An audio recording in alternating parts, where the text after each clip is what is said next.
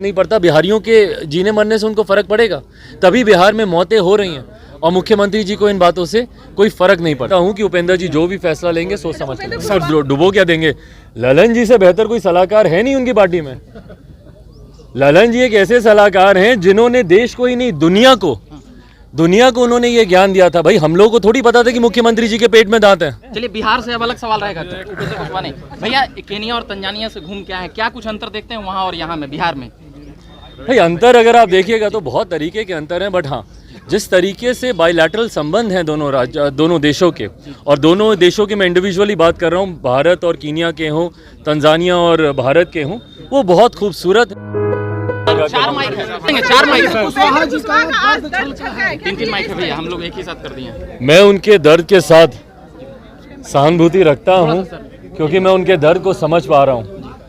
जिस तरीके से उन्होंने कहा कि मुख्यमंत्री जी उनसे बातचीत नहीं करते, मुख्यमंत्री जी की कार्यशैली रही है भाई, वो संवादहीनता साध लेते हैं उन नेताओं से, उन कार्यकर्ताओं से जो कहीं ना कहीं उनका परिचय सच से कराते हैं।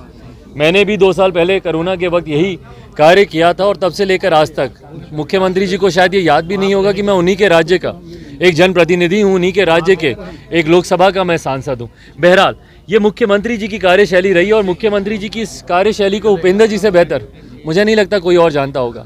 मुख्यमंत्री जी ने एक के बाद एक अपनी ही पार्टी के नेताओं के साथ जो बर्ताव किया, जो सलूक किया, कोई भूल सकता है जौहर साहब के साथ उनका कैसा बर्ताव था, दिग्विजय बाबू के साथ उनका कैसा बर्ताव था, शरद यादव जी उनके निधन को अभी कुछ समय नहीं हुआ है, किस तरीके से रातों रात उनको राष्ट्रीय अध्यक्ष की कुर्सी से हटाकर ये खुद राष्ट्रीय अध्यक्ष बन गए थे।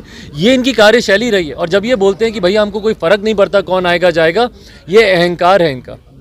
और जब एक मुख्यमंत्री को अपनी ही पार्टी के नेताओं के आने जाने से फर्क नहीं पड़ता, बिहारियों के जीने मरने से उनको फर्क पड़ेगा, तभी बिहार में मौतें हो रही हैं और मुख्यमंत्री जी को इन बातों से कोई फर्क नहीं पड़ता। बहरहाल ये इनकी पार्टी का अपना इंटरनल मैटर है, बट मैं मानता हूं कि उपेंद्र जी जो भी फैसला लेंगे सोच समझ कर। सर कि हम जदयू को छोड़ के नहीं जाएंगे, लेकिन जो मेरा हक है वो तो हम बिल्कुल सही बात है, लेना भी चाहिए भैया, लेना भी चाहिए। आज उनके बड़े भाई ने जब अपने बड़े भाइयों से अपना हक छीना था कि नहीं, गलत बोल रहा हूं मैं मुख्यमंत्री नीतीश कुमार जी की बात कर रहा हूं कि जब उन्होंने अपने बड़े भाइयों से अपना हक छीना था, और वो तमाम नाम मैंने लिए हैं आपके सामने, जौहर साहब हों, शरद यादव जी हों, उन्होंने भी तो अपना हक छीना ही था ना। तो क्यों उनके छोटे भाई अपना हक छोड़े? उपेंद्र जी को भी अपने हक की लड़ाई लड़नी होगी। और वैसे भी पार्टी के अस्तित्व को तो इन्होंने समाप्त कर ही दिया ना। जब एक पार्टी का मुखिया इस बात को कहता है कि मेरे बाद कोई दूसरे दल का नेता उत्तराधिकारी होगा, तो भाई इसका मतलब आपकी पार्टी के किसी नेता में कोई सामर्थ्य तो बचा नहीं है। और यही कारण है कि पहले ही पार्टी तीसरे नंबर की हो गई है, अब शून्य पर भी नहीं खुलेगी। उन्हीं की पार्टी के लोग कह रहे हैं कि उनके जो इर्द गिर्द जो मतलब ये बताते हैं सलाहकार ललन सिंह का नाम ले रहे हैं, पार्टी को डुबो देंगे। अरे तो पार्टी को डुबो क्या देंगे? ललन जी से बेहतर कोई सलाहकार है नहीं उनकी पार्टी में। ललन जी एक ऐसे सलाहकार हैं जिन्होंने देश को ही नहीं दुनिया को उन्होंने ये ज्ञान दिया था। भाई हम लोगों को थोड़ी पता था कि मुख्यमंत्री जी के पेट में दांत हैं। हम लोग को पता था? हम में से किसी को नहीं पता था कि मुख्यमंत्री जी के पेट में दांत हैं।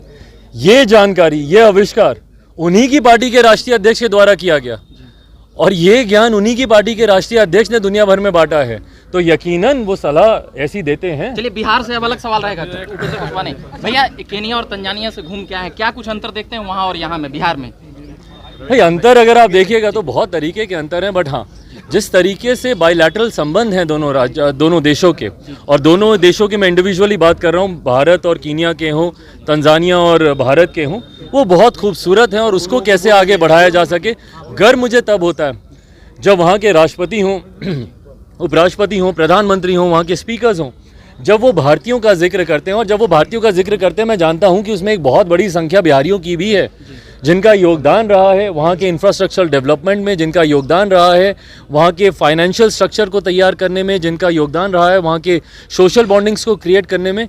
तो यकीनन जब आप बिहारी, और कई ऐसे बिहारी थे जिन्होंने आकर वहाँ पे मुझसे मुलाकात की, बिहार को लेकर उनकी चिंताएं ज़रूर थी।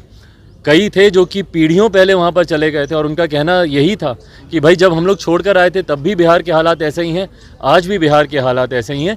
ये कहीं ना कहीं मुख्यमंत्री जी के लिए चिंता की बात होनी चाहिए। शिक्षा और स्वास्थ्य में क्या कुछ सीखने के लिए योग्य रहा? शिक्षा और स्वास्थ्य भाई बहुत चीज़ें, बहुत। अभी खास तौर पे बिहार की अगर आप बात करें, scope of development is unlimited बहुत चीज़ें हैं। 2 मिनट प्लीज प्लीज